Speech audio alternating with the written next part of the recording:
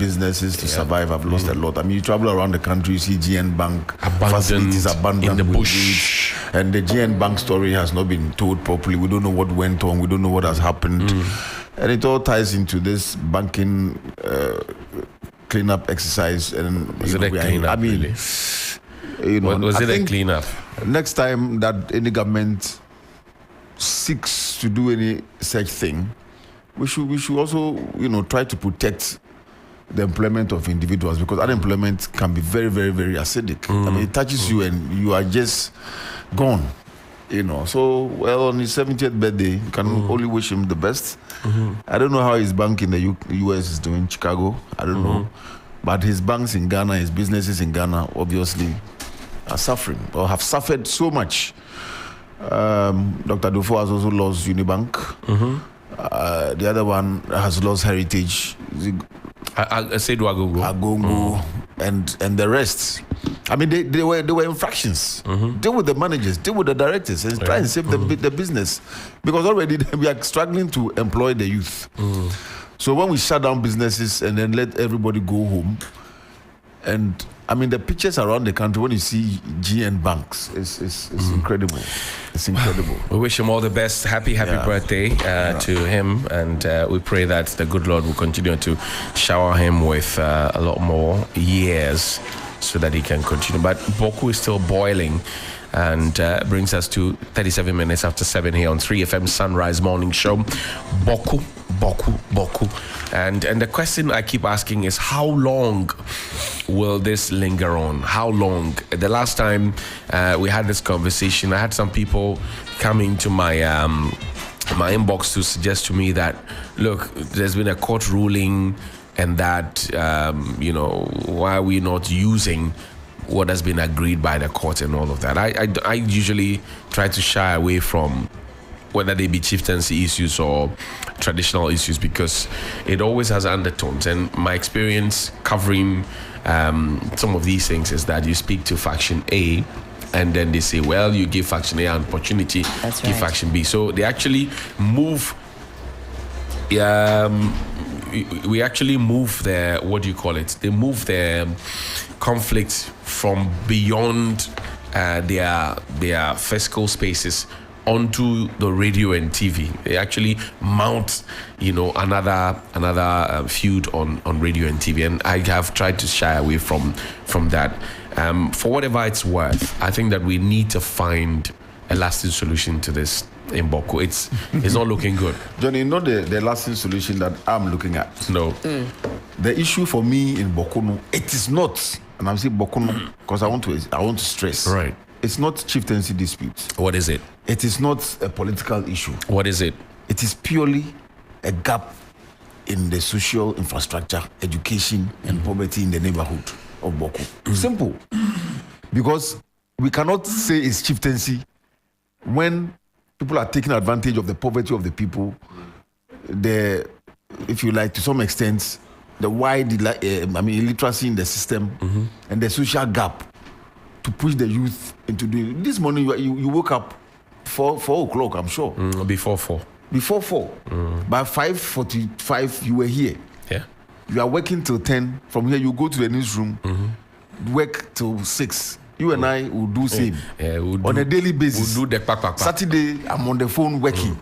Sunday, I work. Yes. Even when I'm in church, I work. Yes. 24 hours, I am working. So no politician, and the kind of education that I have had, the kind of exposure that I've had, no politician can come and tell me to come and beat Helen, and then what?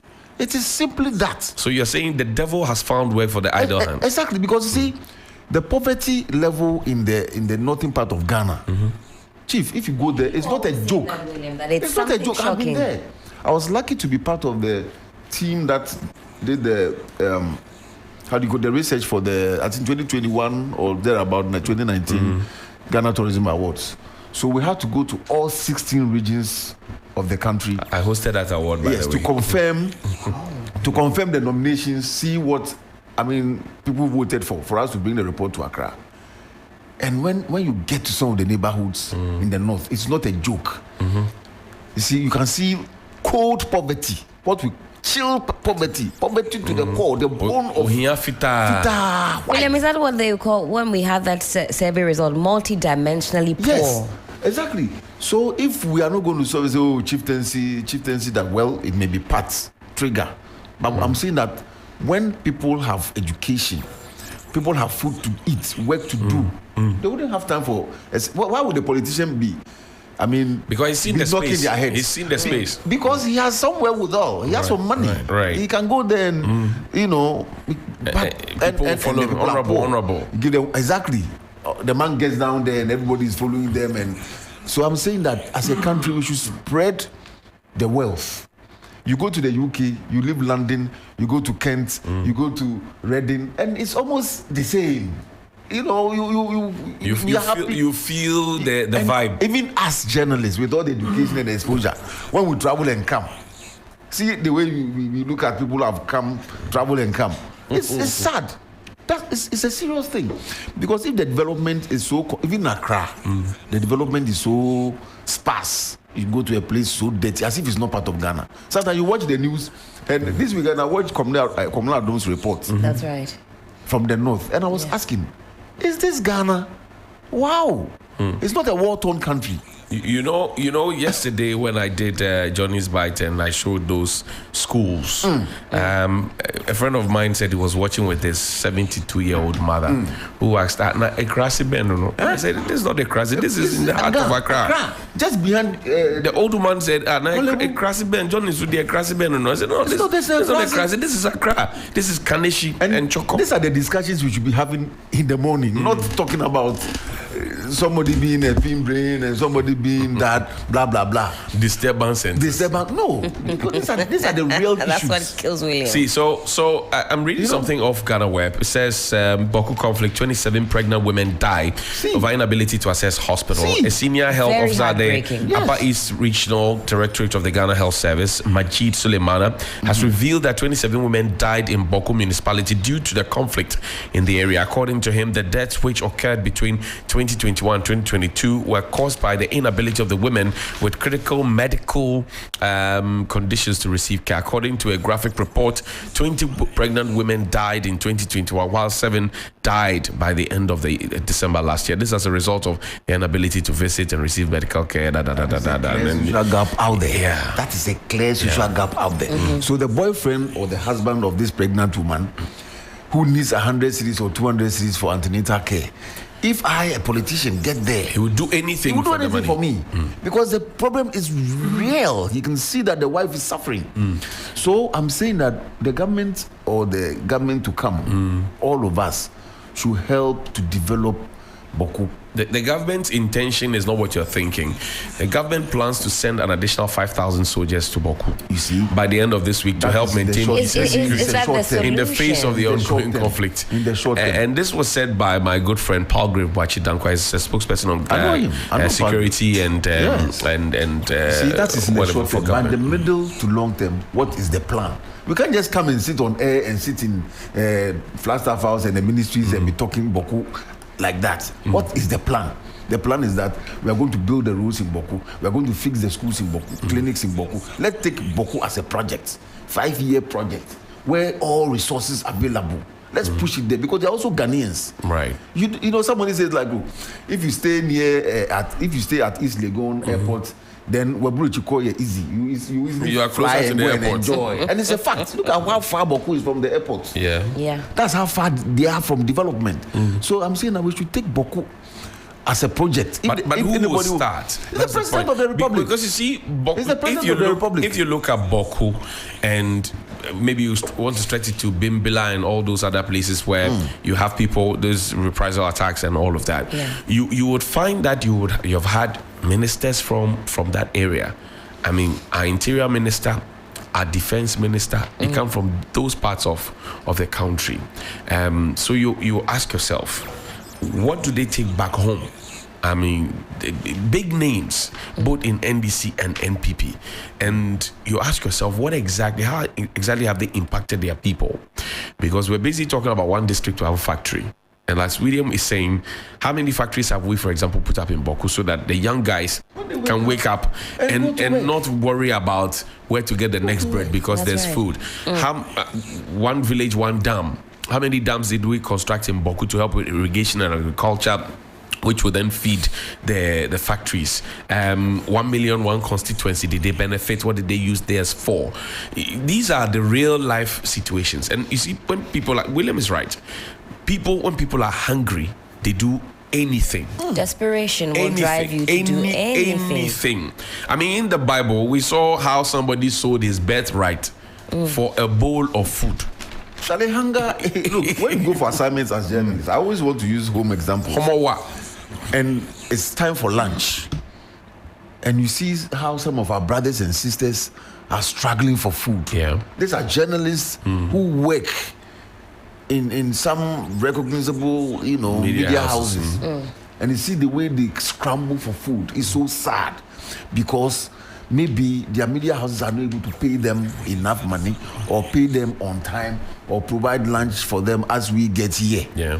And that's why we would say congrats to Auntie B and the board of Media General, because they are giving us lunch. Right. Yeah. This is putting the human being at the center of the business. Of the business. And that's what our politicians should do. They should put the human beings at the center of governance. You know when people talk about conditions of service, you always think about what money is given to you at the end of the month for you to take home. But even the facilities, from washroom to the chairs you use to, I mean, all of those ones count. And you would want to think how, because the people in Bawku, they vote. That's right. The people in the ends of the Enche area, Western North, they also vote. Yes. The people in the forgotten parts of this country, they all vote. queue and vote. The president has one vote. And for whatever it is worth, we always find a way to take the ballot boxes to their doorstep for them to vote. Exactly. When it gets to sharing the national cake, and I've been looking for who has been baking that national cake, because some people don't get a share. Yeah. I mean, and the last time somebody told me somewhere around the Asim Mesmago, someplace behind the Kakum National Park, she said, this is about almost an 80-year-old who said, this road in front of their house has never been tarred. She has gone to other places in the country and seen it tarred.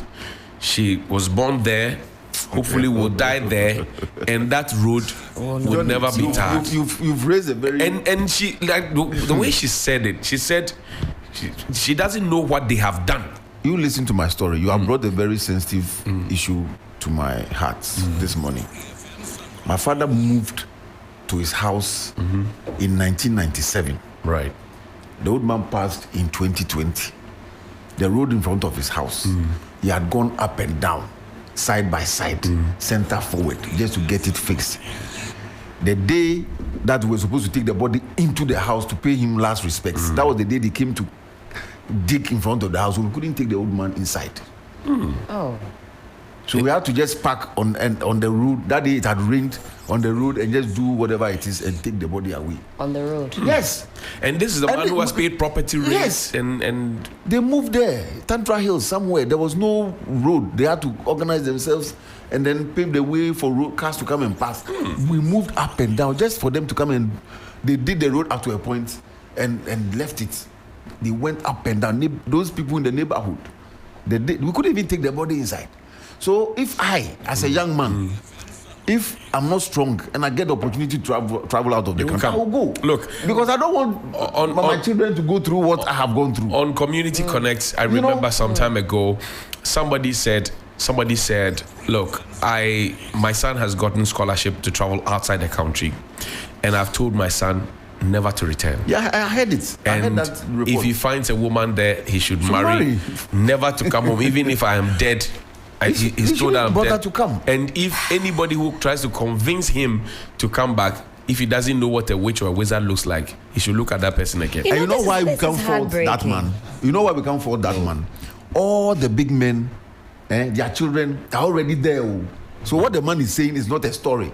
It is not anything new that he's saying that we saw the man is a bad man or a good man. Because good or bad don't exist. It's the situation that will determine what is good and what is bad. The man is saying this because he knows the president's children. If the president's children speak, do you hear how they sound? Do you hear how they sound? Johnny, if the president's children, her daughters, when they speak, do you hear how they sound? British. Do they sound like people who were raised here? Chief, go and check all those who are messing up our finances and the economy and listen to how their children speak. Look at the skin of their children. Okay. Look at the food they eat. They sound like Helen. Yes. Well, let's not be too hasty. And all of this is quite sad. But it's a serious thing. Testing the pulse on social media and how young people feel. As a fairly recent returnee, day in, day out, I have people asking me, what are you doing here? What do you want what here? Are you doing What here? is the point of being here? I have aunties that ask me all the time, what is your purpose here? What type of future do you see for yourself? And it's disheartening. It's disheartening because, you grow up in other parts of the world, and for you a big sense or source of pride is where you're coming from. Exactly. Only to return home and you think, I don't know. So we are doing year of return and beyond the return, but at the same time, our children are dreaming of going there. Yeah, and never to return. Never to return. So this year of return thing, I'll give all the credit to the late Jacob Echebilampe. He started the Joseph's Project. That's right. And he started this chocolates. Yes, with Ferdinand, and he was just trying to let them come, invest here, stay here, get a glimpse of the culture, and let's create the bond. But this current generation of politicians have made the economy so bad that if you put a ship, that thing you always say that's a joke. If you put a ship at Tema now and announce that 3 million it will sink. people, including the old and the young, should come and pass. People wanted to go and join the Russia-Ukraine war. Europe, maybe to Morocco.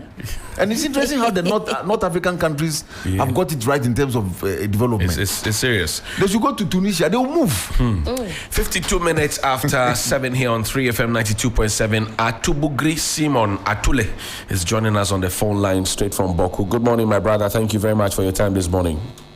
Good morning, Johnny. You want to share with us what the situation is presently in Bawku? Yes, currently Bawku security has been beefed up in the municipality, and then people are still moving around in their normal things. But the town, it's a ghost town, as you know. Bawku, it's hardly you see people moving around, even though you could see 2-3 people going, and then Bawku is not anyway. As I speak, you can see business women moving in twos, but it's difficult for them to get to where they are because some of them they don't move straight to where they are going because they have to move in. Let's say a journey that you can use 1 minute to go, you have to use 3 minutes. And why is that? And then because of the situation, if you are passing to the other side, you are crossing to these people. So you not go there. You have to take a long round to go to just 1 minute. Atule, what really is the cause of the conflict today? What can you tell us from that place? The cause of the conflict. The cause of the conflict is a chieftaincy, which this particular thing, if it is not solved, is going to continue like that. Day in, day out, there's gun source everywhere. There's no day you not hear about gun source in Bawku. Every day. If at least one person will be killed. Are people fleeing the town? And yes, at what speed? Yes, people have moved out of the town, especially the township itself. It's only those around the outskirts. They are still there, but inside the town, is empty. And the movement of Mama Kandus in and front is not as it used to be. We know that the West African sub-region has an issue of volatility in terms of gun running. People have all manner of sophisticated weapons these days. Are you aware how they get into the Bawku Township as a journalist? What have you heard and what do you know? I can't tell because, the people there, we don't know how the guns are being sneaked to Bawku. And then Bawku, we have unapproved rules. they could bring them down to Tamale or wherever or other neighboring countries and then pick the motorbike and then smuggle them into Bawku. So I can't tell how the people always manage to come in with the sophisticated dance. Let's look at the chieftaincy issue one more time. Clearly, there will be two factions on one side, on either side, I should say. But my understanding is that there's been a court ruling. Is that the case? Yes, there's a court ruling. We've seen a document saying that the legitimate chief is the Bukunaba, the Zukurana, the current chief. And then the other side, they are also saying no. There's no any court ruling. There's a court ruling. And then after this, I can get that ruling and forward it to you. There is, but it's like both sides still have challenge over the ruling. Others are saying, okay, if there's no court ruling, go to court. Others are saying you to go to court. You see both sides. And then it's not easy for both factions in Bawku. Regional Security Council, District Security Council, they're supposed to be alive and well, acting in the interest of the indigents. Would you say the people of Bawku have been satisfied with how they have conducted their activities? Not at all. Not at all. Because the security, even though others think that the presence of the security, they are helping the residents, but others are also saying that yes, their presence, they are even killing us. And so the residents are not all that. They are divided. Some are happy of the presence, some are happy the way Musek and then Resek, they do their, they impose their terms on them, but others are not. Now that security has been beefed, is it bringing some hope to the people? I'm reading off the internet that 27 pregnant women lost their lives between 2021 and 2022 because they could not access health care. I can understand that church activities and other social functions have also been grounded to a halt. But does the presence of the security inspire any hope at all? Yes, at least. Especially the women. But for the men, they don't fear the security anymore because what they are holding is what they are also holding. Yes, but the women, at least, they will be a bit happy of seeing the security around. And then, the men already, in fact, I think government have to get a solution to Bawku conflict. And that will be the end. No matter the numbers that they increase in Bawku, the security numbers that they increase in Bawku, it will not help. What are the people suggesting that government does? As some are saying, once there's a court ruling, enforce the law. Yes. If you think there's a court ruling, just he himself always say that His Excellency. He always say that yes, there's a court ruling. There's a court ruling. And then he knows Bukunaba is the only chief. Okay, then enforce the law to bring finality to the issue. And the others are also saying no. There's no court ruling. And so you as a president do what you do to bring peace to Bawku. So that is the situation on the ground. I see. What time does the violence or the conflict usually get aggravated? The time of the day? Morning, afternoon, evening, dead in the night? What do you know? Bawku have no time of fight. It's on, off, on, off. And then even if it is time for prayers, you go and pray and come and start the firing. And these gun firing are targeted at people directly, or this just a firing into the air, or just giving warning shots? What form does it take? They have locations. They know that these groups are here, the other groups are there. And so if it is this group to attack, they will aim at where the others are. And then, vice versa, if it is the others too, that's what they do. So that is how the whole thing is. And then now, they now use the mama can do or the yellow to attack. So like if you are passing and they see that, 4 or 5 people are seated over there, they will go mobilize and come before those seated realize, they will be stopped. Access to food, water, social amenities. How has it been since this whole confusion and conflict started? Very terrible. It's not easy. Water is a problem. Food, Bawku, they don't sell food anymore. Even if you want water, unlike those days, you can this taxi water going around that you see them to buy. It's no more. So in Bawku, if you want food, they have only 2 joints. And then those joints, people stay are near to those areas. And that's where you can get food, easily get food to buy. Apart from those joints, there's no food in Bawku. How do you stay safe? Because now I'm trying to get a mental picture of all that you've been telling me. There's no time when the violence starts. People just go and pray, come back, they pause the fight. So everything is happening at a very fast pace at the same time. How do you stay safe? We are safe. When you are in Bawku, you know how to maneuver, you know how to move, you know how to. And so, residents in Bawku here, we know our movement, and then we are very safe. This will mean that the local assembly now cannot, for example, come around to come and take their taxes and all of that, markets. Their offices, municipal assembly in Bawku is not even working. They don't go to work. The assembly, they don't go to work.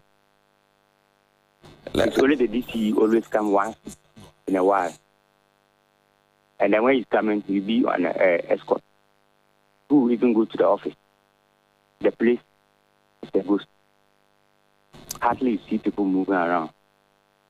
And this has also affected children and their education, correct? Exactly. William just don't go to school anymore. William, Helen, and I had a conversation earlier about how to bring development to Bawku, because then politicians will not have the kind of influence they have on young people, particularly men who do not have jobs.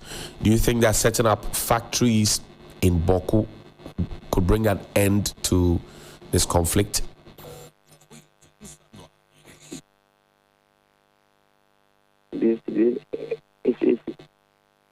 Where is the factory going to be located? What the people want is peace, and then they want analysis to the issue. And then if there's peace, that is where the people think about jobs. They have jobs. Others work in the bank, others in the other offices, but they are no more going to work because of what is happening. So if you build a factory, who will come there and work? The only thing is to bring peace to the area. And the people themselves, they can live for themselves. Even though it will help. If there's a factory, it will help. But for now, I don't think that is what the people need currently. Do you see this peace you are asking for, many others, do you see it coming soon? Until there's I don't know, until the whole thing is settled, I don't see peace coming. Atubugri Simon Atule, thank you very much for your time this morning. Thank you, sir. Stay safe. And that's a Bawku-based reporter sharing with us a very chilling account and telling us, I can already feel unsafe even sitting here, and hearing what he's saying, that people could actually pause the fight, go and pray, come back, come and fight. Continue. They don't have food and water.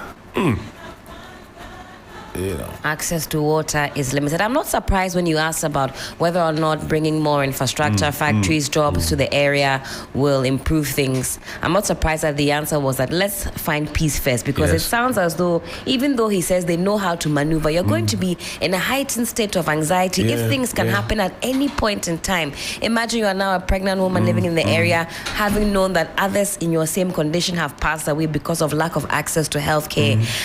We have Ghanaians living amongst us, living in a state of heightened anxiety, and we're just carrying on as if it's business as usual. You're dodging bullets in your country. Bullets in your country. Yes. And you don't know when the bullets will start flying. I mean, the fact that they stop, go to the mosque, pray and come back and start fighting. I mean, I'm wondering what they do in the mosque in terms of teaching peace and the rest. It means the visits to the mosque has become some just ritualistic exercise. But there are churches too, just so we balance the conversation. You know, church, we don't pray almost like 5 times a day. Right. So I'm just looking at the situation where the Muslims will actually physically stop. Right. When that's what I'm saying. So I'm saying that religion has failed us in this respect. Because if we are able to go into churches, like you're saying, into the mosque or wherever, and we're not able to understand the fact that we should live in peace, these chiefs who are involved in these disputes, I'm sure they are also Muslims, or if you like, they are Christians. Right. What is the idea of peace? I mean, if you don't become a chief, and so your community develops, what would you have lost? You know, who are you leading? Exactly. Because the people you are leading are disturbed. Exactly. The chief They are distraught. dying. Yes, the chief that you want to become is not happening because of the conflict. And then if you don't become a chief, it won't happen, but there'll be development. So on both ways, You are losing. you are losing. Because now you are not a chief and there's conflict. And if there's no conflict, you will say, okay, I won't be a chief so that there will be development. So what are we saying? And by the time you settle, everything would be gone. And this you is why reset the whole place back. Yes, and to I'm sure 50 that's years. why we set up the Ministry for Chieftaincy and Religious Affairs. And in the last 6 years, that ministry has been a sheer waste of time. Nothing has happened. I mean, if we've had so many conflicts. Yeah. I mean, At a time like this, they should be front and center. Yes, they started well. President did well. They even gave him a title, Abu Dhani, when they, and he wasn't sustained. And I suspected, and I believe that the Minister for Chieftains was going to hold that and then run it through the whole country, where we have problems in Alavanyo, we have problems in Konya, we have problems here and there. As we speak, Johnny, even in Accra, how many Gamanches do we have? And the Gans are complaining that when dignitaries come to Accra, they land at the airport and they take flight to Kumasi to go and see Otunfo. If we're able to put our acts together, it will be so attractive that everybody wants to come and see the Gamanche. All right, everybody is excited to go because the chieftaincy institution there has been strengthened over the years. It's so strong that it's become so attractive. Recently, Elba was Idris here. Elba. Idris Elba was here. Yeah. He put on his kente and he went there and he's promoting Ashanti. The culture in Bawku is so beautiful. I mean, the way they dress, the clothes, cultural products, we can put together and sell and make. But how do I even go there to think about business? So I'm saying that this should be a pointer to all of us and everybody who is a royal. As I speak, my own hometown, Ekroponge Krapim, it's not that peaceful in terms of the chieftaincy thing. But this is a place that people now want to build and cool off because of the atmosphere there and stuff like that. But if you go to Ekropong, we're having problems with employment and stuff because the chief now has contenders who are still in court. So the chieftaincy thing is not helping anybody.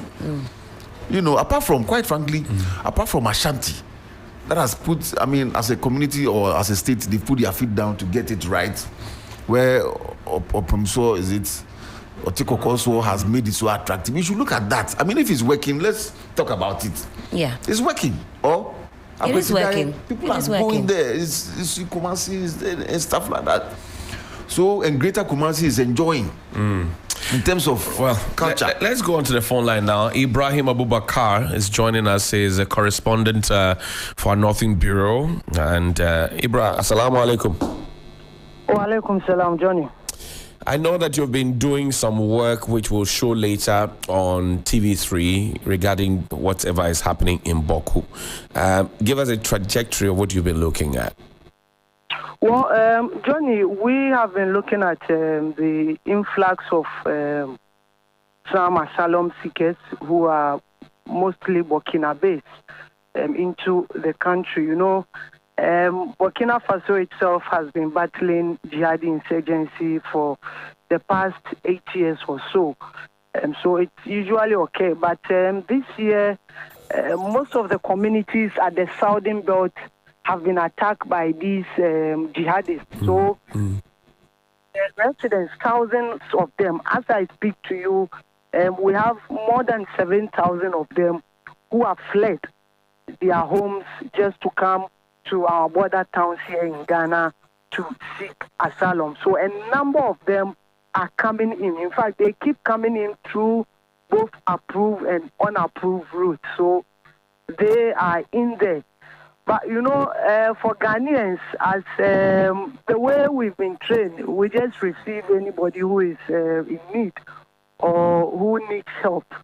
So when they come in, for now, even though government has not established any camp for these asylum seekers, when they come in the border towns, individuals, churches, chief palaces will provide them with shelter. So they are in here.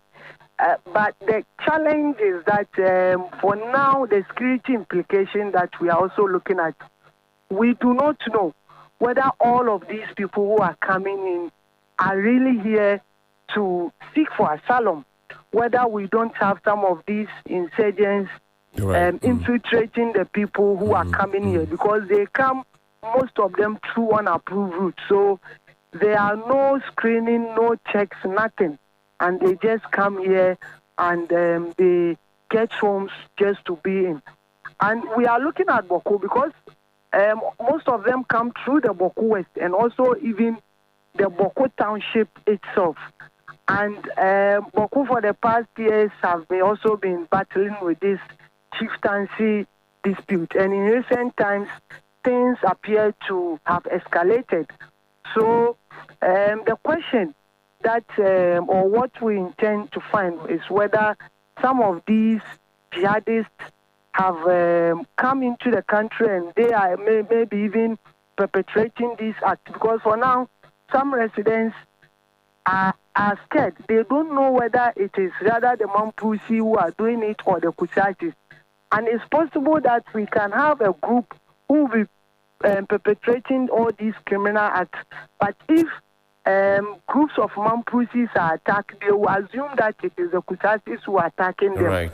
Same way, if Kusatis are attacked, they also assume that it is the Mampusis who are attacking them. But in reality, which we've not ascertained or authenticated for now, it is possible that there are another group who are attacking even both the Mampusis and Kusatis, but we do not know, because the residents themselves will tell you that the way guns are coming into Bawku day in, day out is scarier. And sometimes you hear the sound of a gunshot, you don't even feel like staying in Bawku again. You have to pack and leave the country for good. And as we speak, Johnny, you go to Bawku and their district court there has been relocated to Bolgatanga. The Senate offices relocated to Bolgatanga. Several banks relocated to Bolgatanga. And Bawku, we all know, is a town of commerce. And now you go there, the place is dead. Kind of dead. It's literally becoming a ghost town. People are just shutting their businesses to relocate, at least for safety. So now you enter Bawku. If you do not know Bawku, nothing will convince you that this used to be a commerce town, because it shares border with Togo, Burkina Faso, and businesses were booming here. So it is kind of scary. The Burkina are still coming in. The international laws too, you cannot send all of them back. People who are running from danger and they come into your territory, you can't send them back. But the screening aspect is In fact, Professor Vladimir Nchidanso had raised this concern last week when we spoke with him. He said that we may just be sitting on a time bomb because, rightly as you said, these insurgents and these terrorist groups could just be recruiting people and sending them through under the guise of they being refugees. And then the next point, we could have a lot of mess on our hands. Exactly, that is a danger. So I was asking the head of security, District Security Council for Bawku West, about why, initially I was asking him why they've not set up camp for these asylum seekers, since most of them come here, they are stranded, they don't get food to eat, they just lodge in people's houses. Those who are not privileged to get others to accommodate them, they will just sleep in the open.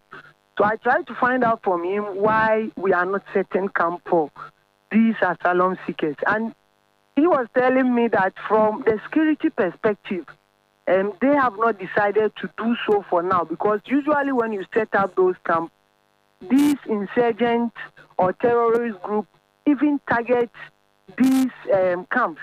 And they also come in. They will be in the camps and be planning whatever they want to do.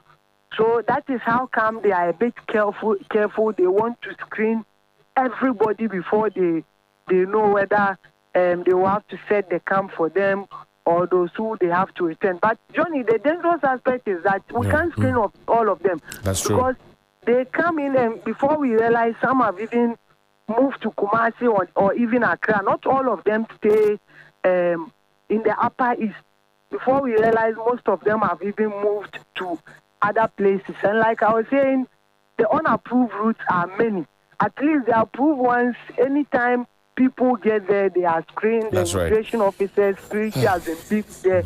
But we have so many of the unapproved routes that people can easily use to enter. We went through most of them, and you could just stand there, one step back, you are in Burkina Faso, you can see their towns there, some that have been attacked. One step forward, you are in Ghana. So these are the concerns, and it's a bit of a worry to even the host communities. That's the border towns in Ghana. Most of them are living in fear, in as much as they want to extend a helping hand to these asylum seekers. There's some uncertainty that's happening. Also, exactly. Ibrahim, share with us the timelines for the airing of your feature later on TV3 today. Well, this feature will be aired at 9 p.m. today. It is just a 30-minute documentary that we've put together. We visited several border towns in Ghana and also some in Burkina Faso, the ones that have been attacked. We couldn't go to most of them because of security issues and other things. So it will sum up a lot of them. Like we will look at the documentary. Most of these people who are coming, there are about 7,000. 99% of them are women and children. And in times of war, the women and children, they are the vulnerable ones. So you see a lot of them coming in. They move here in droves. You see one person with 27 of her family members. There is this woman who came in with 17 of her children and grandchildren. Ibrahim, we'll get to see all of that on TV later this evening. Thank you so much. And you stay safe out there, right? Thank you. Grateful. 19 minutes after 9 here.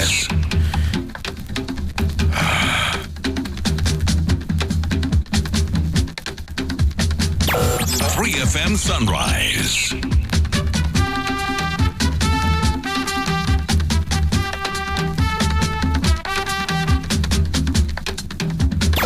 Free FM Sunrise. 3 FM. Start your day with Sunrise on 92. Guys, this is what we have. That's a Bamaya dance or Bamaya song in the background, by the way. It's a royal dance. It's dance for music for celebrations. Unfortunately, we are not celebrating we are mourning. But just to give you a sense of what William had mentioned earlier, that the culture up north is so beautiful, from smoke to the food to music. Beautiful, beautiful. I mean, I remember that the late Dachama Alasan Dauni, he gave me a chieftaincy title, Timalema. Let's fix it. Timalema. Then go and fix this. You are here. No, not me. I mean, because I was doing Community Connect and now. But you're a chief now. Yeah, Timalema. But I mean, Timalema. And they are how very do we beautiful, address you? Very Timalema. beautiful people. Timalema. Very, very beautiful people. Yeah. I mean, you go to school with the people from the north, and they are so sharp. Yeah. In their class. Yeah. Very, very sharp guy. I wonder how it happens. Yeah. And we are just wasting the human resource. It's sad. I mean, look at the graphic images that even being painted with words. Yeah. And I can already picture them.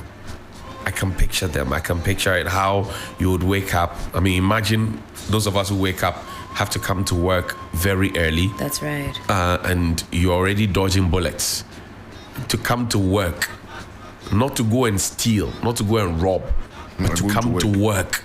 Just to make a living. Just to contribute your quota to national development, just to pay the right taxes so the country can just to survive. And this is 2023. Yes. We're talking about Denmark. Yes. We're talking about Switzerland. Yes. We're talking about the UK. Yes. You think they will waste time doing these things? Tribal conflict. Even I mean, it's sad though. When we are talking development, we are talking tribal conflict. 2023. How? Even on our personal level, you don't want to get into a fiscal situation with somebody because the first thing that comes to your mind, Charlie, it's 2023. Charlie. This one, it be 1970 vibe. Yeah. I mean, even on a personal trying to punch somebody, it's like, so how a whole community, and you know you have members of parliament. You heard what Atubugris told us. He said that the DC comes there and he comes in a dispatch, a convoy, and he vanishes.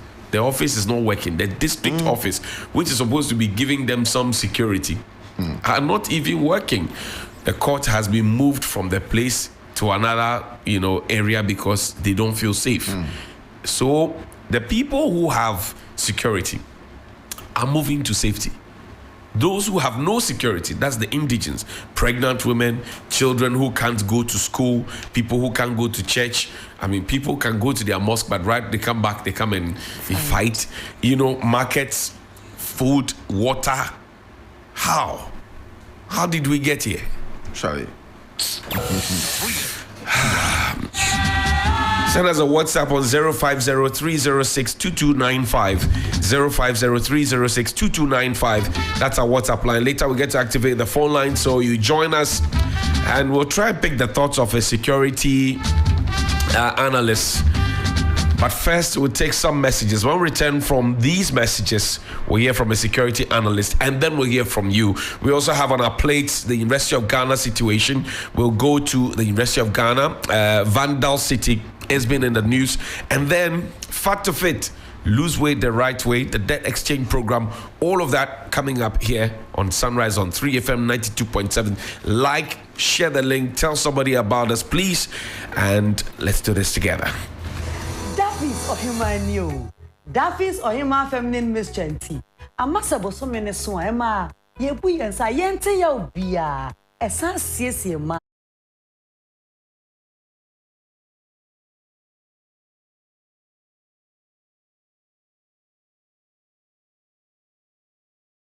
Cordier. What did Jaria? A man natural look. Men study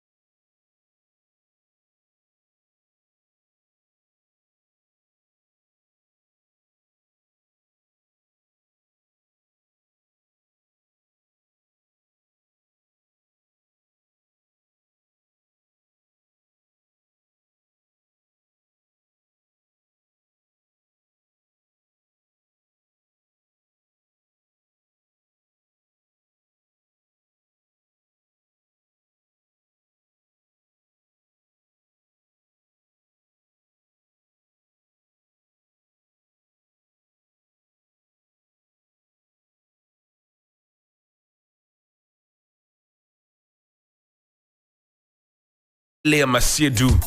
Yeah. And thank you very much for staying with us. Those who are on the live stream, we see all of you. We'll acknowledge you as we go. Just drop a comment or share your thoughts and we will transmit it to the rest of the wonderful world. Amanziba there this morning, he's speaking some conscious vibes. I hope those in authority get to listen because they actually listen to 3FM 92.7. Let's not sit in Accra or in the regional offices. Let's go down there, drill down the issues and go down there to the people who need us. It's regrettable that you have such a situation in Bawku. Helen. Well, the Gobe Festival, it is very much upon us. And I want to know from all of you, how do you like your Gobe? Do you like it with plenty Gary or not too much Gary? Potogum. No, I don't like these days. No, when I was younger, I liked a lot of Gary. But these days, no. I like just small Gary toppings. Yeah, like a sprinkling. Yeah, what about the plantains? Do we like it soft? Do we like it hard? I was raised on beans, so my grandma used to say, if you go to a Sinfosu now and you get to the station, you mention Mama. Everybody knows her. Okay. She sold beans for like 40 years. I see. Oh, wow. So, and I lived with her. So as for beans, I was raised on King. I was raised on Kinky. No. That's why you're quite big round. Yes, it's raised on Kinky. Well, when it comes to Kinky Fest, we'll defer. So you know the Kinky has a contribution to the what do you call it, the beverage industry. Otinshino. That's after you finish the residue. Exactly. Now people add all kinds of sugar and everything to it. Yeah. No, we used to have sugar and nido. Sugar and nido. You mix it together. And then you get some bread. Otinshino hewale yamlang. Fever. Hewale is what? Energy, strength. Yeah, Vim. Charlie, so can you imagine having Gobe with Otinshino as your backup? I don't think you'll be able to leave the premises with that type of combination. Is a calculation. But we are going to be bringing all the hottest Gobe joints to one location. It's happening March 4th from DC to Abelimpe, Medina to Kaneshi. Let us know if your Gobe joint they be. If you want to participate, here's a number for you: 024 3721 148. One more time, it is 024 3721 148. We're so excited for the Gobe Fest happening 4th of March. Absolutely. Stay with us. Yes, and you have to be there. Adib Sani is joining us now on Zoom. He is the security analyst with Jati K. Adib, good morning. Thank you very much for joining us this morning. Good morning, and thank you for having me. Adib, we're worried and disturbed at once at the situation in Bawku. I don't know what you see and what you know from where you sit as a security analyst. What can you tell us? Well, what I can confidently tell you is that the conflict has become more complex than many of us, particularly based outside Bawku, think. Now, believe it or not, the so-called neutrals are getting caught up. Usually, the separation line between the Kusasis and the Mampusis is dominated by the neutrals, particularly the Mushis. Unfortunately, these days, those getting killed are not only Mampusi or Kusasi. The Mushis are getting killed, the Hausas, the Fulanis, the Busanges, and the rest. And it is quite distressing because this points to a rather disturbing phenomenon, the fact that the conflict is widening. Secondly, I have so much information, I cringe because it is not everything I can put on radio. That's true. Or on TV. Okay. But there is also a rather disturbing reality of some interested parties to the conflict outside of Ghana. And that is quite distressing.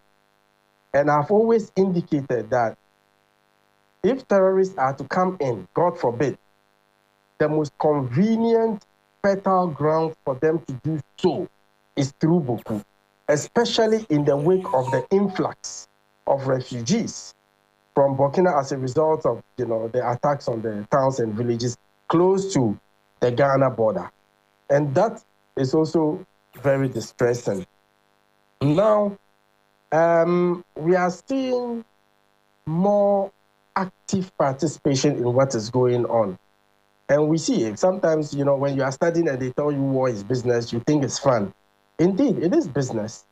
Because there are some individuals who are benefiting from the status quo politically, financially, because the place is awash with high-powered rifles. When the defense minister said it, he really meant it, and that's the truth. Alfred, believe it or not, when there's gunfire and you come out with an AK-47, it's like taking a knife to a gunfight. Now they have gone beyond the AK-47s. We have the M16s, and there are talks about the possibility of RPGs even coming into that area. You don't mean it, because M16 is military grade. Absolutely. And RPGs as well. What is happening. Yes, and that is what is happening. Now they use the M16s. And sometimes, I have so many contacts on the ground, Alfred. Look, every gun shot there is reported to me, okay? And sometimes I'm called and I'm asked to listen. And you hear the sound of the gunfire and you go like, wow, where did this come from? And we have friends who are military personnel on the ground, and they tell me that sometimes they hear the sound of gunfire and they don't know what type of a gun it is. And Alfred, believe it or not, this is Johnny Adib. The thing is, you have been away for too long. A lot of these guys, the combatants, are small boys, teenagers. I think sometimes the oldest can be about 30 years.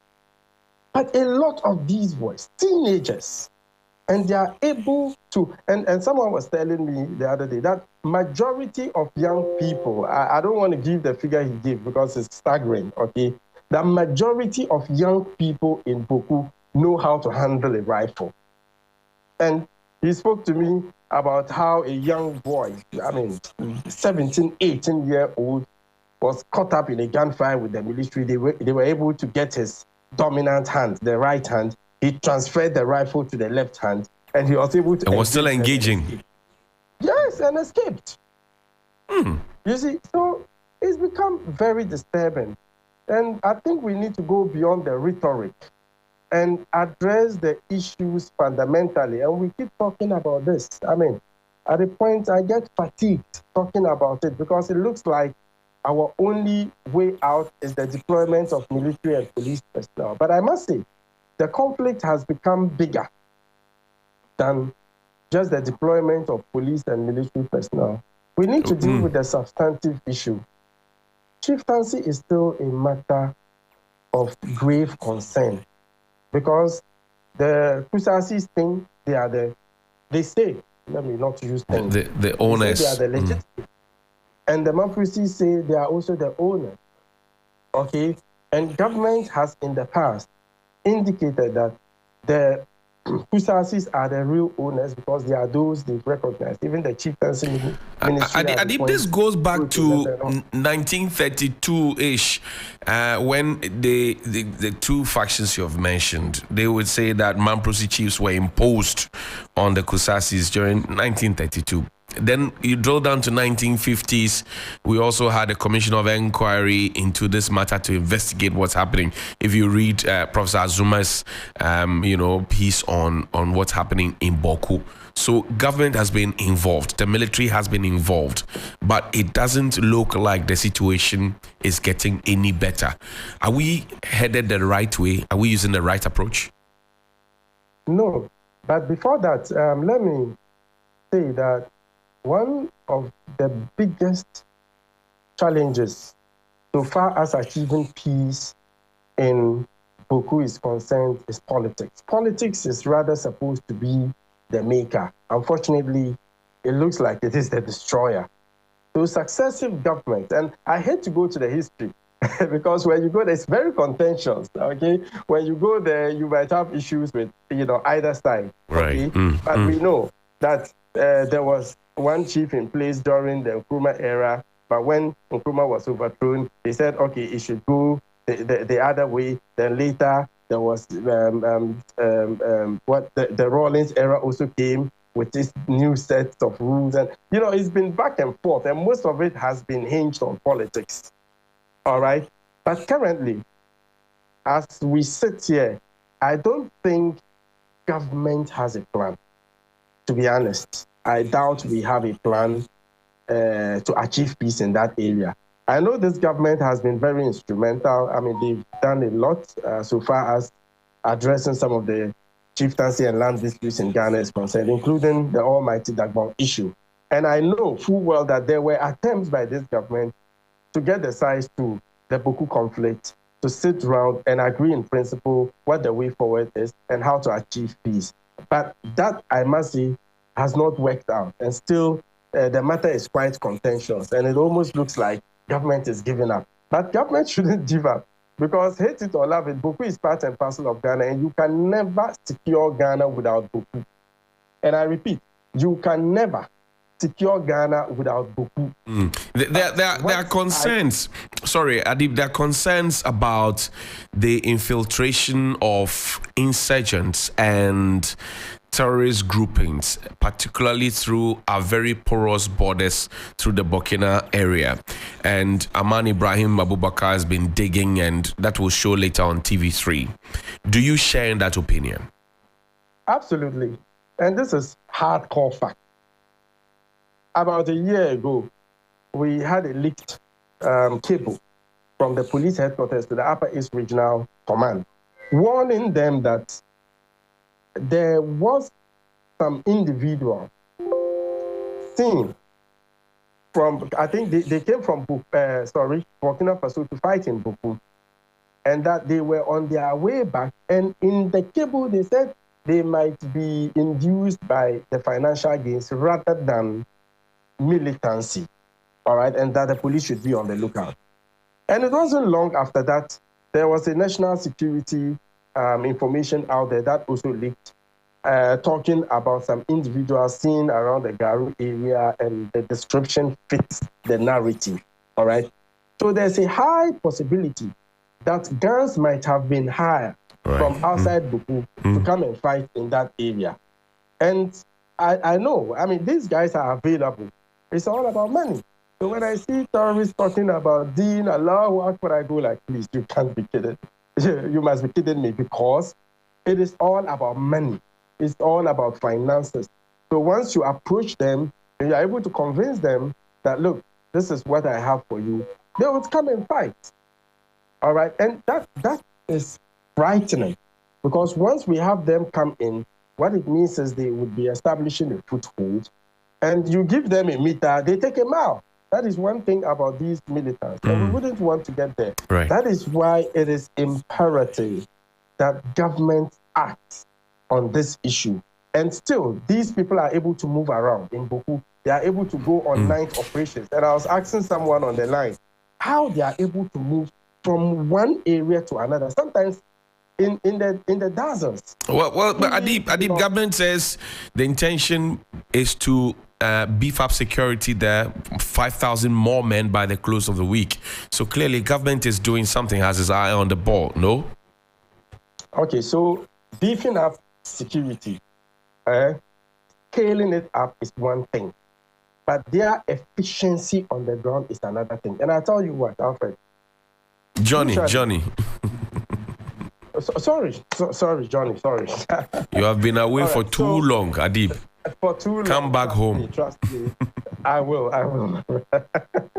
All right, so the thing is, usually at night, the militants, I would call them, the combatants, are able to move from one... It is a humanitarian crisis threatening to escalate. What I sought to find out from my sources on the ground is, despite the presence of security personnel, how are they able to move? And they said that usually the security personnel are on the main road. Right. Okay? And the type of vehicles they use is not bulletproof. So far as I am concerned, they have about 4 bulletproof armored personnel carriers on the ground. I'm not too sure about it. This is unconfirmed information. And so when there's firing, Johnny, they are not able to even go in there and stop it. So you realize that for 24 hours, there can be continuous firing. And you ask yourself, why can't the military stop it? And there are a lot of corners. It's outside of the main roads, and that is how they are able to move from one area to another to stage attacks and return home. You see, so that it's quite complex, and I must say, and it is time we re-strategize, not just to stop the belligerence, but to also have a sustainable strategy to achieve a sustainable peace in that area. Adib, thank you so much for your time this morning. Grateful that you could speak with us. That's Adib Sani. He's a security analyst with Jatike.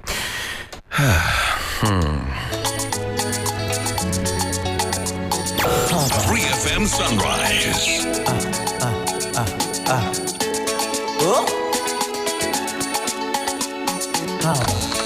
Start your day with Sunrise on 92.7 3FM. 3FM Sunrise.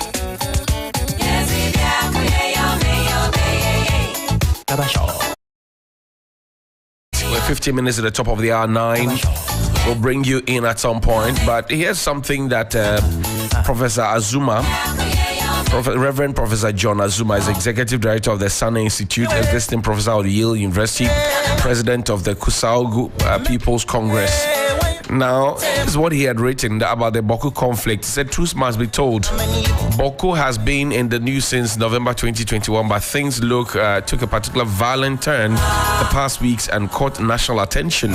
Many Ghanaians, sadly, including some individuals, state, government, and opposition functionaries, have literally ignored the violence as barbaric, not as killing themselves or shield away from publicity, commenting on the issue because it is too sensitive or too complicated. Some media houses and personnel have largely been cowed and intimidated by parties in the conflict from doing objective journalistic work to educate Ghanaians on the issue. So-called security experts who know little to nothing about the geography, let alone history of Bawku, line up on national television stations to propagate falsehood and misinformation and offer lame academic opinions. Chieftaincy is the main issue. First of all, the conflict is supposed to be between Kosasis and Mampusis, two different ethnic groups over Bawku chieftaincy.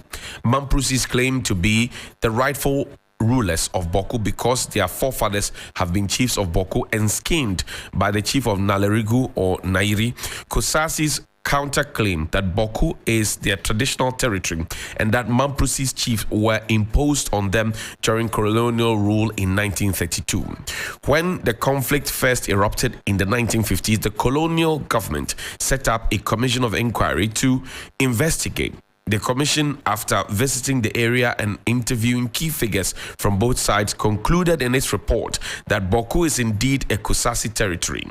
The government of the day issued a white paper declaring Kusasis owners of Bawku, and the first Kusasi Bawku Naba Abugrago Asigri Azoka, the first elected by the Kusasis as a rightful chief. The Mampusis contested in the appeals court, which ruled in 1957 that Bawku belonged to Kusasis. In 1958, the new Bawku Naba was elevated to a position of paramountcy, ranking alongside the chief of Nalerigu or Nairi. Military meddling. The first Kusasi Bawku Naba ruled from 1956 to 1966 when the military junta passed a chieftaincy amendment decree NLCD 112, destooling and deskinning all chiefs deemed sympathetic to the CPP government. Bawku chieftaincy was thus handed back to the Mampusis. The same decree lowered the rank of the Bawku Naba from paramountcy to divisional chief under the Nairi. The Kusasis pursued the case under a Champon regime in 1972, and in response, the secretary to this Supreme Military Council, GB Boyne, declared, "My investigations into your allegations have revealed that the area in question is called Bawku District Council and not Mampusi District Council. This alone is evidence that the area belongs to Kusasis. But be that as it may, you might have realized that for some time now there has been so complete a fusion of the tribes in the area that it is difficult to distinguish between Mampusis and Kusasis. It is observed that very few of the 18 canton chiefs in the district are Mampusis, once nearly all the 18 canton chiefs are Kusasis and have been properly enskinned. A it is the desire of the office to let sleeping dogs lie.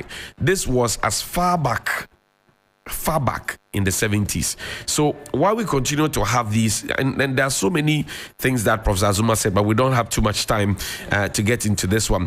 I would want to quickly hear from the honorable member, former member of parliament, and also former deputy minister for trade, Titus Glover, Daniel Nikwate Titus Glover, because he also wears a skin. You know, he sits on a skin up north. And I'd like to hear his perspective on this particular matter. Because even though he comes from the south, he's been enskinned there. So he has a stake. Good morning. Good morning. How are you doing? I'm doing wonderfully well. Yourself, your panel. Right. Nachimotan and the only child. Wesley girls. What's the girls? Okay. Surprisingly, you're wearing Wesley girls color. Oh, these are color, right? Yes. You just need a bit of yellow, but there's some gold in there in the bracelet, so we'll take it. Okay. I thought Cremeto had that right. Who did? Cremeto. Oh, they have the yellow and green as well. We can share. And we no can all dog share. Sunrise. Of course, I went to daddy. So I see. Yeah. All right. that's why he's jealous. Yeah. Me, Bawku is still not calm. The mentioning of Bawku reminds me of the death of my cousin, Regina Anyele Anganu, who was a police officer, was shot at the back of a motor in the middle of last year. So I still have memories, fond memories of my late sister. Sorry. Conflict in itself, we all know is not good because it retards progress and development. And when you look at this age-long conflict, it has sent Bawku back. Growing up, I'm told that Bawku happens to be a very vibrant town because of the businesses they do in the town. And these great tribes have lived together for a very long time. They've intermarried. They've intermarried. Their children attend the same school, the same mosque, the same hospital. As we speak now, I'm just coming from TV. Bank of Ghana, Ghana Commercial Bank has closed down. Yes. It means that all government salary paid workers who are working in the municipality will be difficult to get their salary. In fact, the journalist, Mr. Tule, told us that the district office is shut down, hospitals. I mean, he mentioned a tall line of facilities that have been shut down. It is very sad.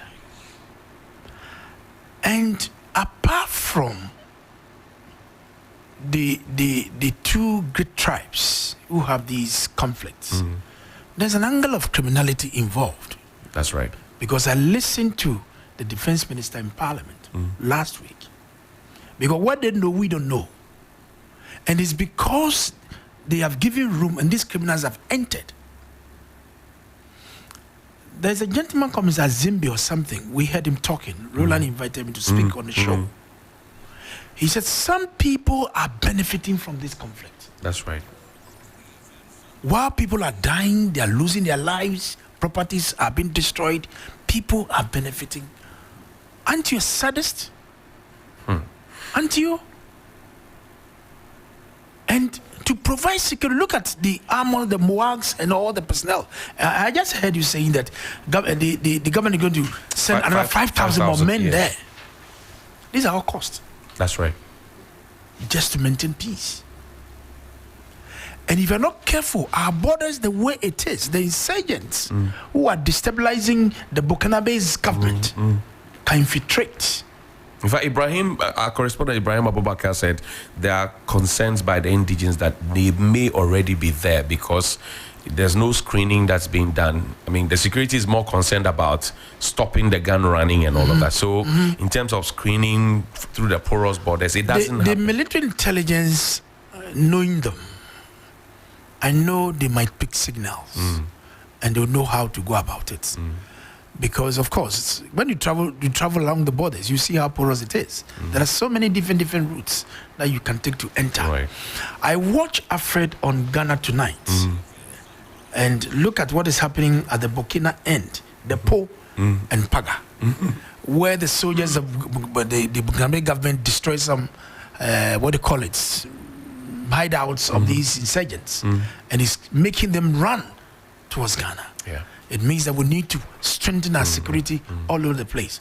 Few weeks ago, I was on TV when the MP for Sisala West, Golu, mentioned of Superu. Yeah. Some of the Burkinabes whose village are very close to ours ran into his constituency and was having time. In fact, it's just a walk. I know. It's just a walk through. I know. I've been to that constituency before. Yes. It's just a walk through, crossing from TV3 you can go and bath you and come ISD. and put up your dress here. It's just like that. Very close. Just a small street. That's all. Very close. So clearly, we need to build up our intelligence. But where people come in, whether they are genuine refugees or not, and then before you know it, they have crossed into Kumasi, Techiman, they are in Accra. That's where the real fear is, because some of the indigents that Ibrahim spoke with said, okay, I come in from Burkina, I come and lodge with William. The next moment, I say I'm leaving. He finds out where I am. I'm in Accra. Bro, these rebels or whatever you call them, when they are coming, it's not written on their faces. No. It's not written on their faces. They only came and just scout around and see where the loopholes are. Intelligence are strong when the populace are able to provide information. Right. So in as much as they've come in the midst of our people, the intelligence that we do or we provide in that area must be very strong, very active. And our people must be free to offer that information. If we don't do that, we'll be caught in the fire. But I think that knowing our military intelligence, there's a lot that they are doing on the quiet that we don't know. But we should not allow them to strike. Whatever that would take for us to be able to get these people out, we should be able to do it.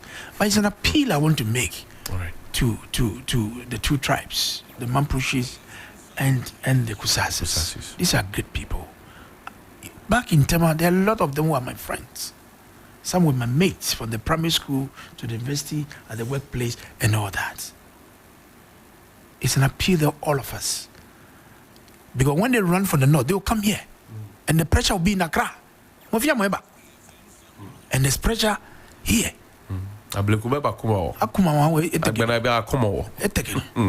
So it's an appeal that I want to make, because we still need everybody to re-energize and revitalize the Bawku municipality, because a lot of lives have been lost, properties have been destroyed. It's a shame, and it is. I don't know the word to describe it, but I know they can have a solution to this conflict. The alleged perceived role of politicians in all these. How do you address that? And the politicians, we are not using them to do anything. Who said that? Who can prove that the politician is behind this conflict? I want to know all research data that has been done that politicians are behind this conflict. Our side in MPP, we don't do anything like that. Trust me, we are not. What benefit would we benefit in this conflict? Because people from Timpani to Garu to Binduri to Pusiga to Zebila are all peaceful. Then you go to Bawku, that is where we have these conflicts over there. Because Bawku is very close to Pusiga, then to Binduri, then in there you pass through, you go to Garu and Timpani. Nice people. Because what is happening, a Kusasi cannot go into a Mampurgu area to go and campaign.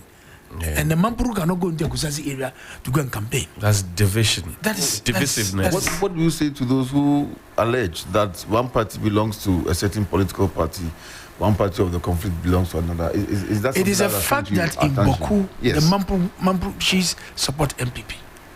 And the Kusasis support NDC. But I'm not. This conflict, the way it started, it's not the fulcrum of this discussion. This is not a political fight. We should not encourage tolerate it. We should not to bring it into this matter at all. The moment you make it, the moment you bring politics inside, you defeat the purpose to resolve this conflict. And I will plead that nobody should take politics positions. At all. Finish. At all. I saw Mama Yarga, Honorable Mama Yarga, my senior, talking, MP for Bawku Central. and I empathize with him. His mother is a Mamburgu, and his dad is a Kusasi. Where does he belong? And where does he go? And where does he go?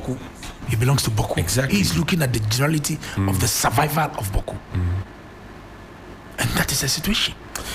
I'm sure you've been following what's been happening at Legon as well, the University of Ghana. I'm a lover of Ghana tonight, and sometimes it disturbs my sleep. It's okay. I just and I love people the way, who love Ghana like you will keep you awake. I love the way Alfred does his narration, and it's on point. Take his time, delve into the issues, the resource people you bring on board, and all that.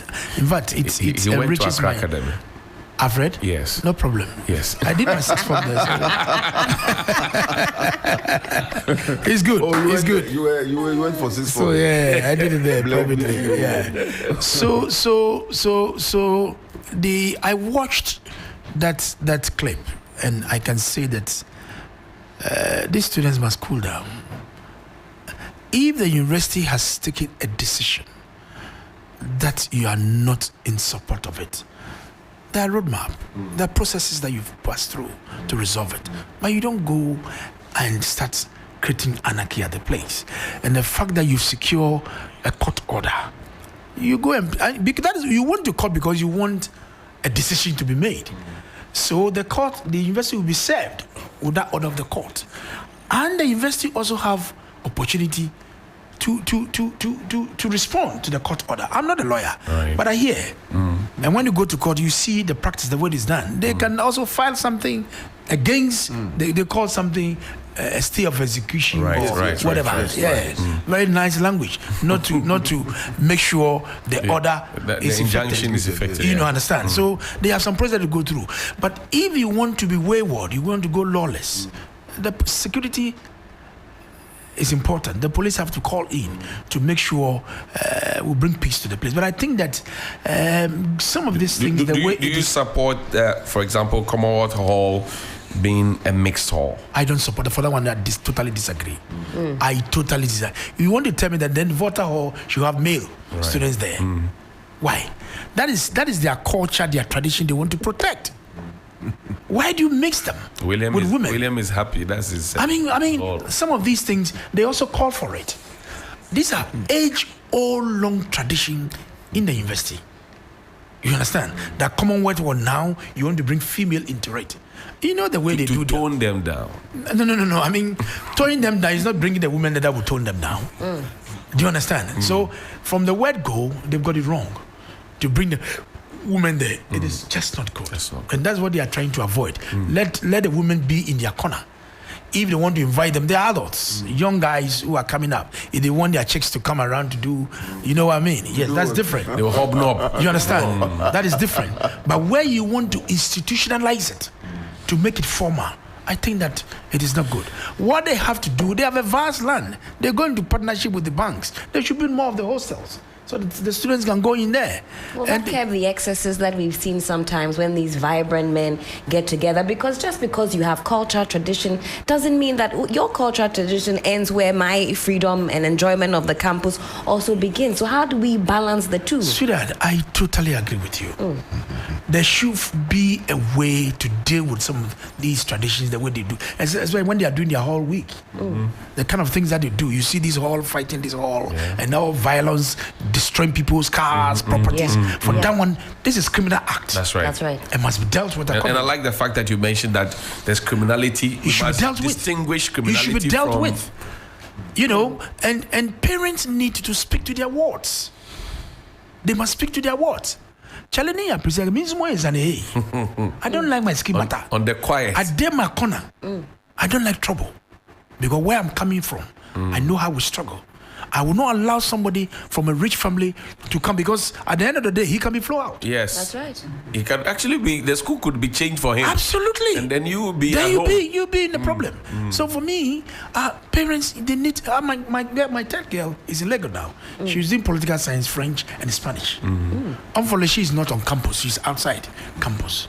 I was with her over the weekend. I said, look, Atioko, please focus on your study. Focus. That should be your prime concern that you came to the school. Don't go and follow friends. And you form ball. You understand? So the action of the students, I'm not in support of it.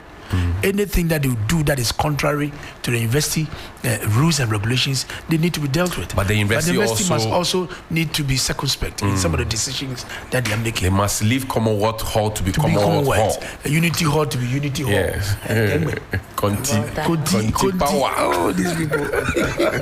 Nee, thank you so much for your time this morning. Grateful. That's the Honorable Daniel Nee Quartet Titus Glover, one of the strong men that has not been used by this government.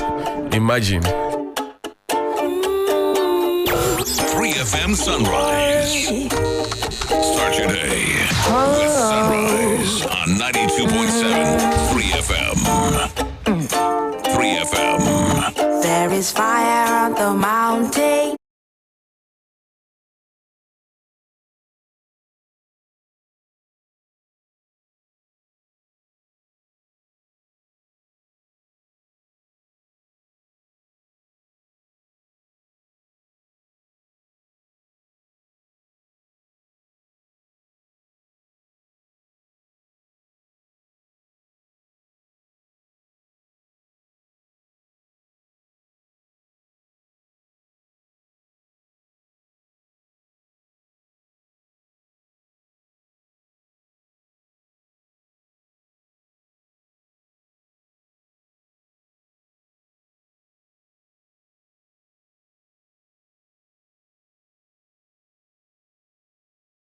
Past the hour of 9.